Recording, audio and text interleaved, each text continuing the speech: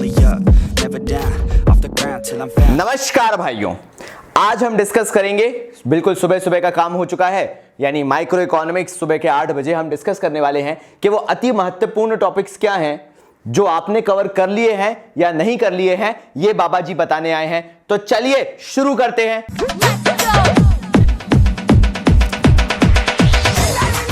तो सबसे पहले अगर माइक्रो इकोनॉमिक्स की बात की जाए तो जो पीपीसी है या पीपीएफ है, जैसा आप बोलना चाहो, जो चैप्टर 1 के अंदर है, वो आपको अच्छे से आना चाहिए।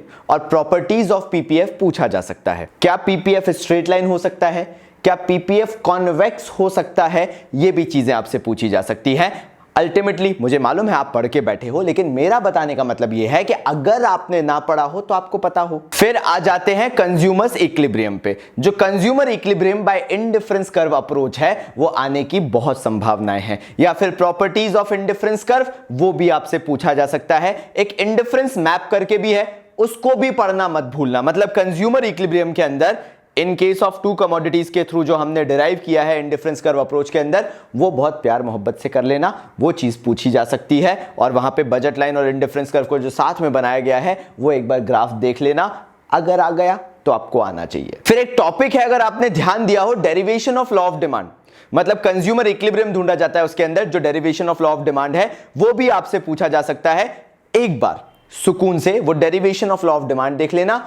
एक और चीज पूछी जा सकती है, assumptions of law of demand. ये भी आपके लिए उतना ही महत्वपूर्ण है। फिर यार प्रोड्यूसर्स इक्विलिब्रियम के अंदर एक एमआरएमसी अप्रोच है, वो भी उतना ही इंपॉर्टेंट हो जाता है। देखो भाई, 12 क्वेश्चंस आने वाले हैं माइक्रो इकोनॉमिक्स से, 12 क्वेश्चन आने वाले हैं मैक्रो इकोनॉमिक्स से। 50-50 है, मार्क्स डिस्ट्रीब्यूशन भी 50-50 है, मतलब 50-50% है। 40 मार्क्स का माइक्रो है, 40 मार्क्स का मैक्रो है। तो वहां पे बहुत सिलेक्टिव टॉपिक्स हैं जो 6 मार्क्स में आ सकते हैं। तो एमआरएमसी अप्रोच जो है प्रोड्यूसर्स इक्विलिब्रियम के अंदर, व्हेन प्राइस चेंजेस, यानी when price falls with rise in output वाला जो टॉपिक है, वो आपसे पूछा जा सकता है एमआरएमसी अप्रोच में। बिकॉज प्राइस रिमेन्स कांस्टेंट बहुत ही चीपो सा टॉपिक हो जाता है, वो शायद ना पूछें, पूछ भी सकते हैं, मैं मना नहीं कर रहा, लेकिन मैं आपको बता रहा हूं कि मेरी गट फीलिंग क्या कह रही है। When price falls with rise in output वाला जो सिचुएशन है, एमआरएमसी अप्रोच वाला, वो आपसे पूछा जा सकता है। तो उसका ग्राफ आपको आना चाहिए और एक्सप्लेनेशन इंक्लूडिंग द शेड्यूल। फिर वो जो फीचर्स ऑफ मोनोपोली है, वो भी एक बड़ा इंपॉर्टेंट पॉइंट है। मतलब वो टॉपिक भी आप एक बार देख लेना, जो फीचर्स ऑफ मोनोपोली दिया हुआ है, या परफेक्ट कंपटीशन हो गया, मोनोपोलिस्टिक कंपटीशन हो गया, इनके बीच क्या डिफरेंस है, प्योर कंपटीशन क्या होता है, वो पता होना चाहिए।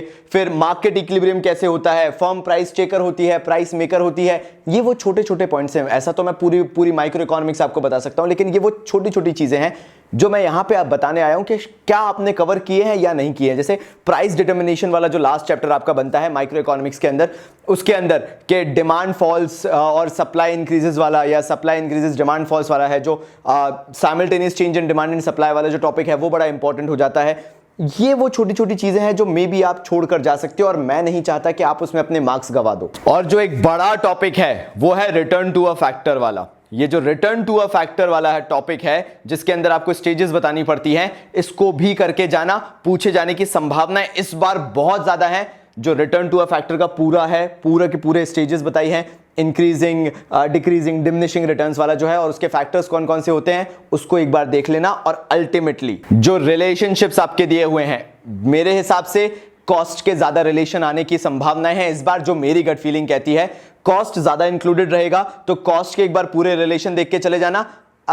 रेवेन्यू के भी आ सकते हैं, प्रोडक्ट के भी आ सकते हैं, लेकिन क्योंकि प्रोडक्ट से जो total product, average product, marginal product है, उससे related return to a factor पूरा का पूरा बन जाता है, तो वहां से कम संभावनाएं हैं। पता नहीं क्यों भाई, अपनी गट फीलिंग बोलती है, अपन जो स्टडी करते हैं उसके हिसाब से बताते हैं। तो मुझे जो लगता है वो यही है कि कॉस्ट के रिलेशन आने की संभावनाएं ज्यादा है।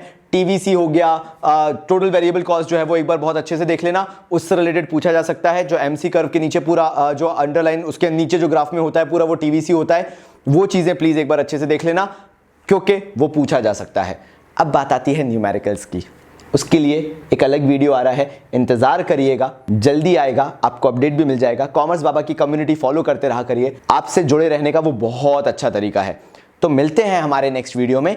इतना यहां के लिए काफी है, आपकी सुबह बना दी है। एक बार माइक्रो इकोनॉमिक्स उठा के देख लो कि बाबा जी ने जो टॉपिक्स बताए हैं क्या वो कवर हो रहे हैं। हो रहे हैं तो बहुत अच्छी बात है, नहीं हो रहे हैं तो किताब उठाओ और माइक्रो इकोनॉमिक्स को खत्म कर डालो। तो मिलते हैं हमारे नेक्स्ट वीडियो में, तब तक के लिए बाबा जी की तरफ से